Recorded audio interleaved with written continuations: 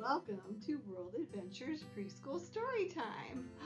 What was that, Sammy? Did you want to do a spelling test? No. Oh, Sammy told me he wants to go hide in that story.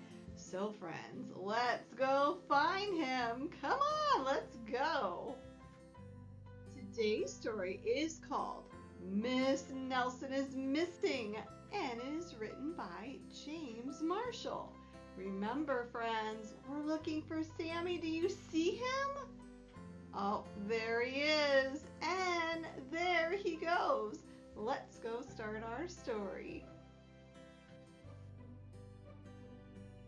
The kids in room 207 were misbehaving again. Spitballs stuck to the ceiling. Paper planes whizzed through the air.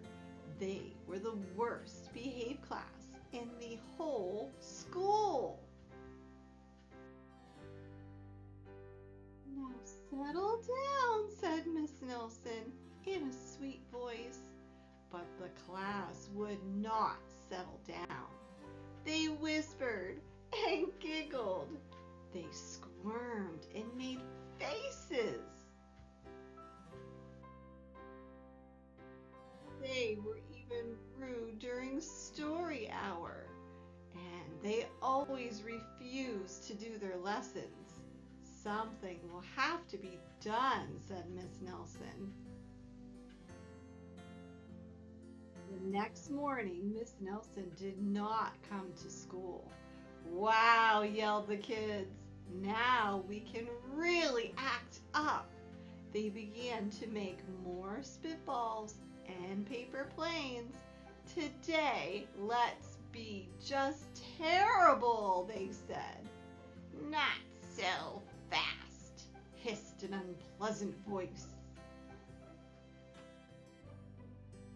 A woman in an ugly black dress stood before them. I am your new teacher, Miss Viola Swamp. And she rapped the desk with her ruler. Where is Miss Nelson? Asked the kids. Never mind that, snapped Miss Swamp. Open those arithmetic books. Miss Nelson's kids did as they were told. They could see that Miss Swamp was a real witch. She meant business. Right away, she put them to work, and she loaded them down with homework. We'll have no story hour today, said Miss Swamp. Keep your mouths shut, said Miss Swamp. Sit perfectly still, said Miss Swamp. And if you misbehave, you'll be sorry, said Miss Swamp. The kids in room 207 had never worked so hard. Days went by and there was no sign of Miss Nelson. The kids missed Miss Nelson. Maybe we should try to find her, they said. Some of them went to the police.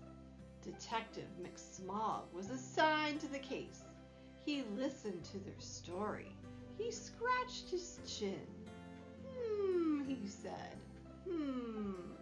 I think Miss Nelson is missing. Detective McSmog would not be much help. Other kids went to Miss Nelson's house. The shades were tightly drawn and no one answered the door. In fact, the only person they did see was the wicked Miss Viola Swamp coming up the street. If she sees us, she'll give us more homework. They got away just in time. Maybe something terrible happened to Miss Nelson. Maybe she was gobbled up by a shark, said one of the kids. But that didn't seem likely. Maybe Miss Nelson went to Mars, said another kid. But That didn't seem likely either. I know, exclaimed one know-it-all. Maybe Miss Nelson's car was carried off by a swarm of angry butterflies. But that was the least likely of all. The kids in room 207 became very discouraged. It seemed that Miss Nelson was never coming back, and they would be stuck with Miss Viola Swamp forever. They heard footsteps in the hall. "Here comes the witch," they whispered. "Hello, children," someone said in a sweet voice. It was Miss Nelson. "Did you miss me?" she asked. "We certainly did," cried all the kids. "Where were you?" "That's my little secret," said Miss Nelson. "How about a story hour?" "Oh, yes," cried the kids. Miss Nelson noticed that during story hour, no one was rude or silly. "What brought about this lovely change?" she asked. "That's our little secret," said the kids. Back home, Miss Nelson took off her coat and hung it in the closet right next to an ugly black dress. When it was time for bed, she sang a little song.